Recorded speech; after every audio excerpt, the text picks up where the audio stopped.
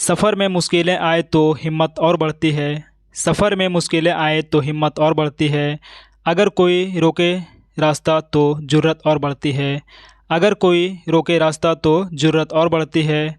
अगर बिकने पर आ जाओ तो घट जाता है कीमत अक्सर। ना बिकने का इरादा हो तो कीमत और बढ़ती है। नमस्कार दोस्तों, मैं गुंजन आप सभी का स्वागत करता हूं आपके अपने YouTube channel Bharat exam solution पर। दोस्तों, आज हम लोग झारखंड में जनजातीय व्यवस्था के अंतर्गत नागवंशी शासन व्यवस्था को पढ़ेंगे।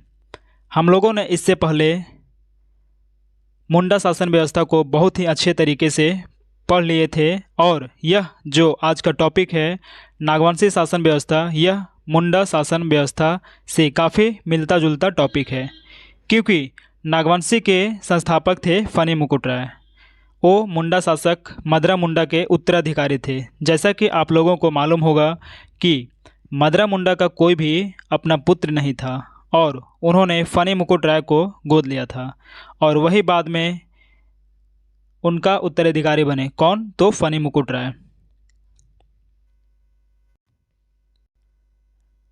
तो चलिए दोस्तों, आज का सेशन स्टार्ट करते हैं। उससे पहले कि हम बात करते हैं नागवंशी शासन व्यवस्था के बेसिक पॉइंट के बारे में। तो सबसे पहला है कि छोटा नागपुर में 64 ईस्वी से आज़ादी तक के बाद तक का शासन करने वाला नागवंशी राजवंश कई मायनों में खास रहा है। इस राजवंश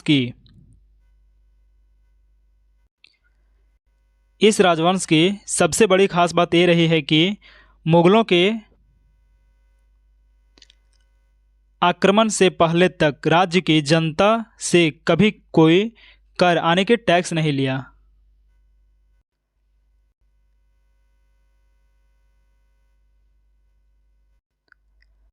नागवंशी, ये जो नागवंशी थे,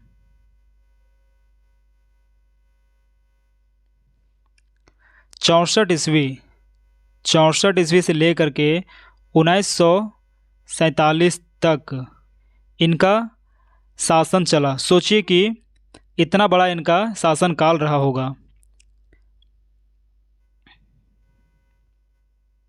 मतलब 6400 ईस्वी से लेकर के 1947 ईस्वी तक के बाद तक भी इनका शासन चलता रहा। तो आप समझ सकते हैं कि इनका शासनकाल कितना लंबा चला होगा।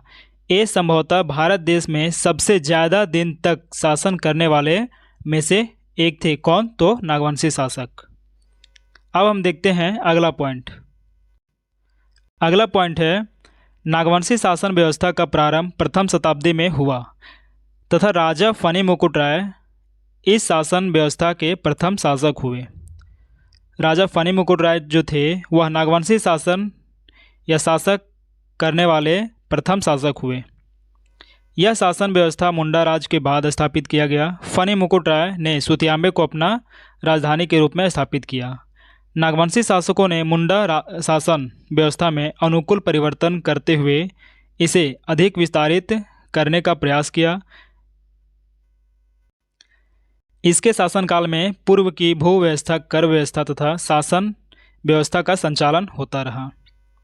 नेक्स्ट पॉइंट है लंबे समय अंतराल के पश्चात मुगलों के आक्रमण के कारण नागवंशी शासन व्यवस्था में परिवर्तन परिलक्षित होता रहा। इस परिवर्तन के परिणाम स्वरूप मुगल सेना द्वारा नागवंशी राजाओं से नजराना जो है एक प्रकार का कर होता है, नजराना, जो लिया जाने लगा। बाद में एक नियमित व्यवस्था के रूप में स्थापित हो गई तथा इसे मालगुजारी के नाम से भी जाना जाने लगा। अगला पॉइंट है इस शासन व्यवस्था में आम रैयतों से कर वसूली नहीं की जाती थी। परिणामतः संपूर्ण राज्य के कर का भार नागवंशी शासन पर पड़ने लगा। इस भार को कम करने हेतु नागवंशी राजाओं में आम जनता से कर मतलब कि मालगुजारी वसूलना प्रारंभ किया तथा इसे वसूलने की जिम्मेदारी पढ़ा के प्रमुख मानकी को दे दिया गया। इन मानकियों को नागवंशी शासन में भूंयहर कहा जाने लगा। बाद में नागवंशी राजाओं द्वारा मालगुजारी वसूलने के लिए अलग से जागीरदार रखे गए। इनके द्वारा मुग़ल बादशाहों द्वारा मांगे जाने पर ही मालगुजारी दी जाती थी। इस अनियमित मालगुजारी को नजराना पेशकश कहा जाता था। नजराना या फिर पेशकश कहा जाता था अनियमित जो मालगुजारी दी जाती थी नागवंशी शासन व्यवस्था में। नियमित मालगुजारी नहीं देने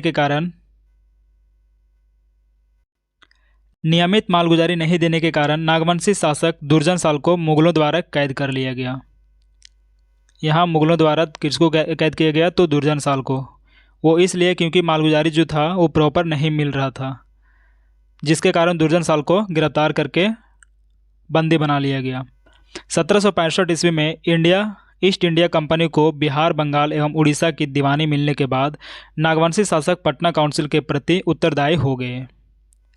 अगला पॉइंट है, अंग्रेजी शासनकाल में कर की नियमित वसूली के लिए 1793 ईस्वी में अस्थायी बंदोबस्त प्रणाली लागू की गई।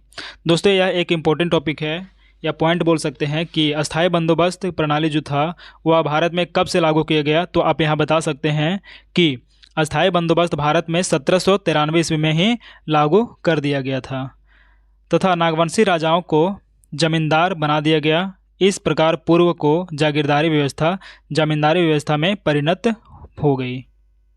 नेक्स्ट पॉइंट है और आज का आखिरी पॉइंट, इस व्यवस्था के लागू होने के साथ ही नागवंशी शासन व्यवस्था समाप्त हो गई। नागवंशी शासन व्यवस्था जो था वो समाप्त हो गई। इसके स्थान पर नवीन प्रकार की अंग्रेजी शासन व्यवस्था स्थापित हुई। दोस्तों आज का टॉपिक यहीं समाप्त होता है। उम्मीद करते हैं यह वीडियो आपको पसंद आया होगा। यदि आप इस चैनल पर नए हैं तो इस चैनल को सब्सक्राइब कर लें, वीडियो को लाइक कर दें और अपने दोस्तों के साथ शेयर कर दें ताकि उन्हें भी यह छोटी सी जानकारी मिल सके। तो चलिए मिलते हैं हम लोग नेक्स्ट वीडियो में, और अगला वीडियो हमारा होगा पढ़ा पंचायत शासन व्यवस्था पर आधारित होगा। तो उम्मीद करते हैं जितना प्यार आप इस वीडियो में देंगे उतना ही उस वीडियो को भी देंगे। तो चलिए मिलते हैं अगली वीडियो में, तब तक के लिए धन्यवाद। जय हिंद।